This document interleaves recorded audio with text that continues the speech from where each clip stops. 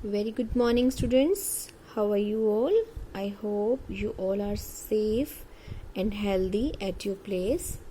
Yes बेटा, हम पढ़ रहे थे आपके पाठ्य पुस्तक आरोह का लेसन नंबर 5 जिसका नाम था गलता लोहा। इसके हमने कुछ अंश पढ़े और अब हम आगे का पाठ पढ़ते हैं। अब तक आपने पढ़ा कि मोहन जो एक बड़ा होनहार छात्र था, वो प्राइमरी क्लास में पढ़ता था और उसके मास्टर जी, उसके माता पिता उसको बहुत प्यार करते थे। मोहन के पिता का ही नाम आया है, इसमें माता का नाम नहीं आया है। तो उसका एक मित्र था बचपन में, धनराम, जो कि एक लोहार जाति से संबंध रखता था। कहानी जहाँ से शुरू होती है, ये कहानी बैकग्राउंड में चल रही है। कहानी जहाँ से शुरू होती है वहाँ पर मोहन अपने गांव आया हुआ है और अपने हंसुए की धार तेज कराने वो धनराम की लोहार वाली दुकान पर जाता है। तो वहाँ पर वो अपने पुराने दिनों को याद करते हैं। वो याद करते हैं कि कैसे मास्टर त्रिलोक चंद जो थे वो मोहन से बहुत प्यार करते थे, उससे बड़ी उम्मीदें लगाई रखते थे। और जो धनराम था उसको कुछ याद नहीं होता था, तो उसको कहते थे कि तुम्हारे दिमाग में लोहा ही भरा हुआ है। इसके आगे का पाठ पढ़ते हैं। प्राइमरी स्कूल की सीमा लांघते ही मोहन ने छात्रवृत्ति प्राप्त करके त्रिलोक सिंह मास्टर की भविष्यवाणी को किसी हद तक सिद्ध कर दिया।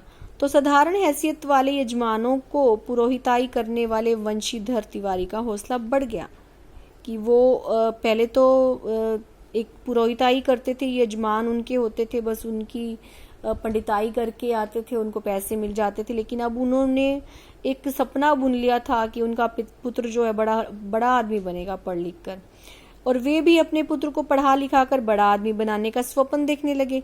पीढ़ियों से चले आते पैतृक धंधे ने उन्हें निराश कर दिया था। दान दक्षिणा के बूते पर वे किसी तरह परिवार का आधा पेट भर पाते थे। मोहन पढ़ लिख कर वंश का दारिद्र्य यानी गरीबी मिटा दे, यही उनकी हार्दिक इच्छा थी। लेकिन इच्छा भर होने से कुछ नहीं हो पाता। आगे की पढ़ाई के लिए जो स्कूल था वो गांव से 4 मील दूर था। 2 मील की चढ़ाई के अलावा बरसात के मौसम में रास्ते में पड़ने वाली नदी की समस्या अलग थी। रास्ते में एक नदी पड़ती जिसको पार करना पड़ता था। तो भी वंशीधर ने हिम्मत नहीं हारी और लड़के का नाम स्कूल में लिखा दिया। बालक मोहन लंबा रास्ता तय करके स्कूल जाता और छुट्टी के बाद थका मांदा घर लौटता तो पिता पुराणों की कथाओं से विद्या व्यसनी बालकों का उदाहरण देकर उससे उत्साहित करने की कोशिश करते रहते। यानी प्राचीन पुराणों में से वो जो बहुत पढ़ने लिखने वाले बच्चे होते थे उनकी कथाएं उसको सुनाते थे ताकि वो मोटिवेट हो पाए। वर्षा के दिनों में नदी पार करने की कठिनाई को देखते हुए वंशीधर ने नदी पार के एक गांव में यजमान के घर पर मोहन का डेरा तय कर दिया। घर के अन्य बच्चों की तरह मोहन खा पीकर स्कूल जाता और छुट्टियों में नदी उतार पर होने पर गांव में आ जाता था। संयोग की बात, एक बार छुट्टी के पहले दिन जब नदी का पानी उतार पर था और मोहन कुछ घसियारों के साथ नदी पार करके घर आ रहा था, तो पहाड़ी के दूसरी ओर भारी वर्षा होने के कारण अचानक नदी का पानी बढ़ गया। पहले नदी की धारा झाड़ झंखाड़ और पात पतेल आने शुरू हुए, तो अनुभवी घसियारों ने तेजी से पानी को काटकर आगे बढ़ने की कोशिश की। लेकिन किनारे पहुंचते पहुंचते मटमैले पानी का रेला उन तक आ पहुंचा। यानी पहले तो झाड़ पत्तियां ये आ रहे थे, लेकिन बाद में पानी उन तक भी आ पहुंचा। वे लोग किसी तरह सकुशल इस पार पहुंचने में सफल हो सके। इस घटना के बाद वंशीधर घबरा गए और बच्चे की भविष्य को लेकर चिंतित रहने लगे। ऑब्वियस सी बात है कि उनका बेटा इतनी मुश्किल से नदी पार करके आया, उसकी जान भी जा सकती थी, तो इससे वंशीधर को बहुत चिंता रहने लगी। बिरादरी के एक संपन्न परिवार का युवक रमेश उन दिनों लखनऊ से छुट्टियों में गांव आया हुआ था। बातों बातों में वंशीधर ने मोहन की पढ़ाई के संबंध में उससे अपनी चिंता प्रकट की, तो उसने न केवल अपनी सहानुभूति जतलाई बल्कि उन्हें सुझाव दिया कि वे मोहन को उसके साथ ही लखनऊ भेज दें। घर में जहाँ 4 प्राणी हैं, एक और बढ़ जाने में कोई अंतर नहीं पड़ता, बल्कि बड़े शहर में रहकर वो अच्छी तरह पढ़ लिख लेगा। वंशीधर को जैसे रमेश के रूप में साक्षात भगवान मिल गए, क्योंकि उनकी यही इच्छा थी कि उनका बेटा पढ़ लिख कर आगे बढ़े। अब वो आगे से उनको दे रहा है ऑफर, तो वो बहुत खुश हो गए। उनकी आंखों में पानी छलछलाने लगा। भरे गले से वो केवल इतना ही कह पाए कि बिरादरी का यही सहारा होता है। छुट्टियां शेष होने पर रमेश वापस लौटा तो माँ बाप और अपनी गांव की दुनिया से बिछुड़कर सहमा सहमा सा मोहन भी उसके साथ लखनऊ आ पहुंचा। अब मोहन की जिंदगी का एक नया अध्याय शुरू हुआ। वो नई जगह आ गया था, सभी लोग अनजान थे। घर की दोनों महिलाओं, जिन्हें वे चाची और भाभी कहकर पुकारता था, का हाथ बटाने के अलावा धीरे धीरे मोहल्ले की सभी चाचियों और भाभियों के लिए काम काज में हाथ बटाने का साधन बन गया। यानी सिर्फ घर की औरतें नहीं, पड़ोस की औरतें भी उससे काम करवाने लगी। मोहन, थोड़ा दही तो ला दे बाजार से। मोहन, ये कपड़े धोबी को तो देकर आ। मोहन, 1 किलो आलू तो ला दे।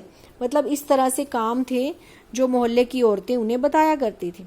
औसत दफ्तरी बड़े बाबू की हैसियत वाले रमेश के लिए मोहन को अपना भाई बिरादर बताना अपने सम्मान के विरुद्ध जान पड़ता था, और उसे घरेलू नौकर से अधिक हैसियत वो नहीं देता था। यानी उसे वहां पर लाकर एक नौकर बना दिया गया। इस बात को मोहन भी समझने लगा था। थोड़ी बहुत हीला हवाली करने के बाद रमेश ने निकट के ही एक साधारण से स्कूल में उसका नाम लिखवा दिया।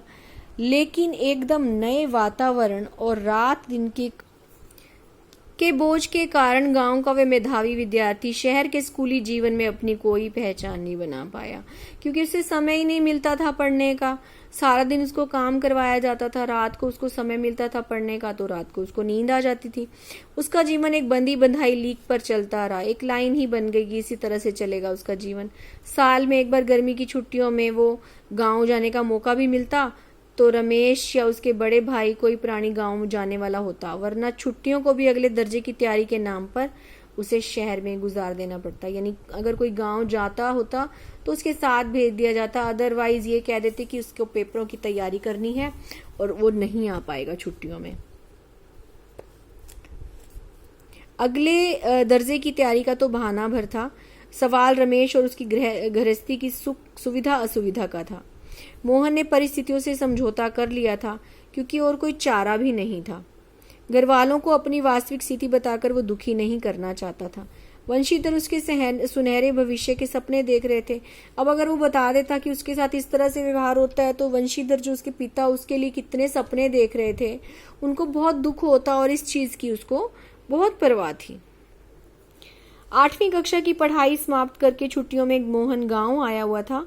जब वह लौटकर लखनऊ पहुंचा तो उसने अनुभव किया कि रमेश के परिवार के सभी लोग जैसे उसकी आगे की पढ़ाई के पक्ष में नहीं हैं। बात घूम फिर कर जिस ओर से उठती वो उसी मुद्दे पर आकर खत्म हो जाती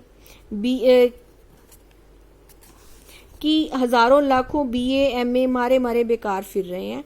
ऐसी पढ़ाई से तो अच्छा आदमी कोई हाथ का काम सीख ले। रमेश ने अपने किसी परिचित के प्रभाव से उसे एक तकनीकी स्कूल में भर्ती करा दिया। मोहन की दिनचर्या में कोई विशेष अंतर नहीं आया था। वह पहले की तरह स्कूल और घरेलू कामकाज में व्यस्त रहता।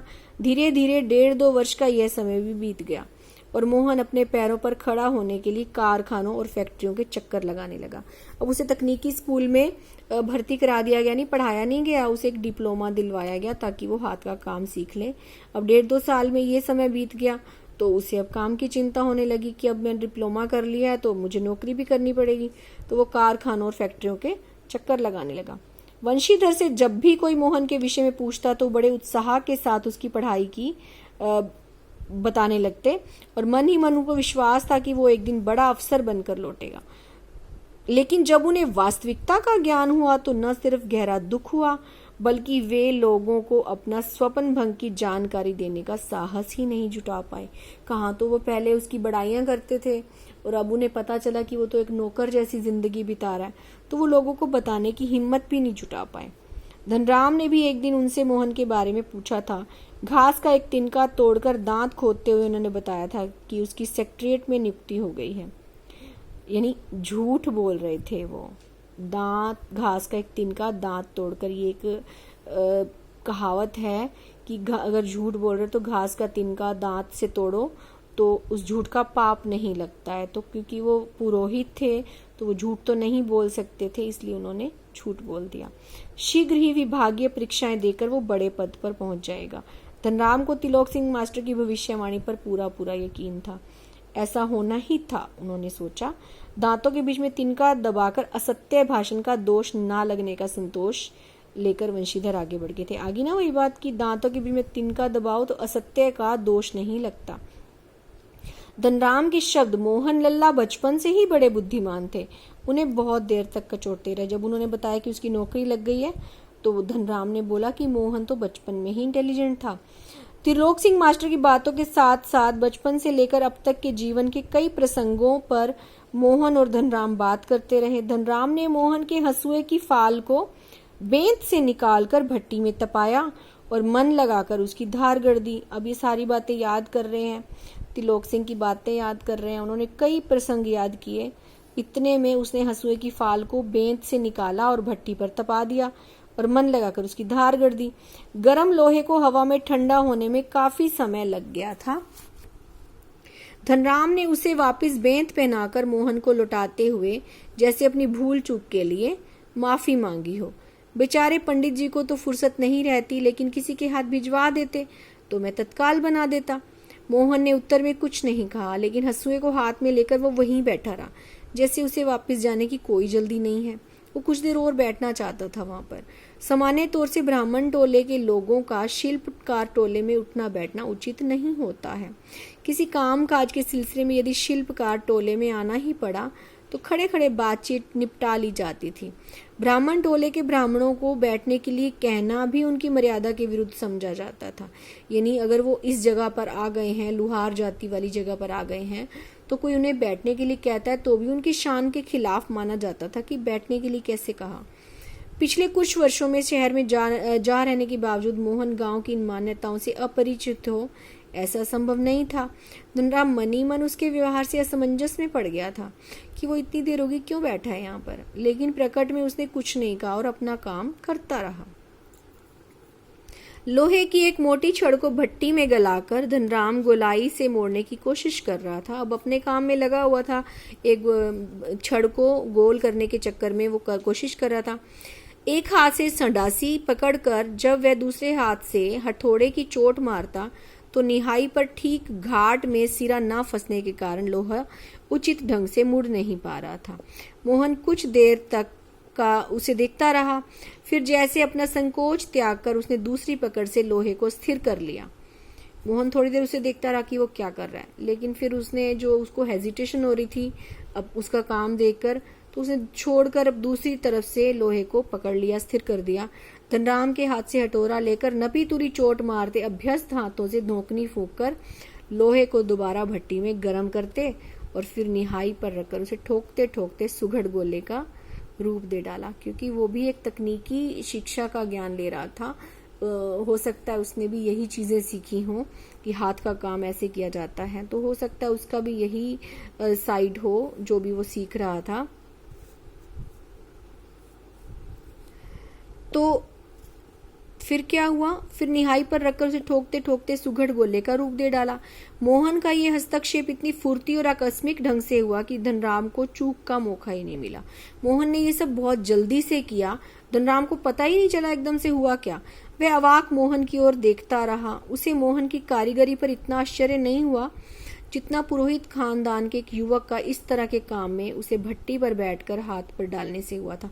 मोहन को ये हैरानी नहीं हुई कि धनराम को ये हैरानी नहीं हुई कि मोहन को ये काम कैसे आता था, बल्कि उसको ये हैरानी हुई कि एक पुरोहित खानदान का लड़का यहाँ पर उसकी भट्टी पर बैठकर ये काम कैसे कर रहा है। उसे शंकित दृष्टि से इधर उधर देखने लगा। धनराम की संकोच, असमंजस और धर्म संकट की स्थिति से उदासीन मोहन, यानी बिल्कुल नेग्लेक्ट कर रहा था वो उसकी स्थिति को, संतुष्ट भाव से अपने लोहे के छल्ले की त्रुटिहीन गोलाई को जांच रहा था कि उसने बहुत अच्छे से गोलाई करी है। उसने धनराम की और अपनी कारीगरी की स्वीकृति पाने की मुद्रा में देखा। उसने धनराम को दिखाया कि देखो ठीक है।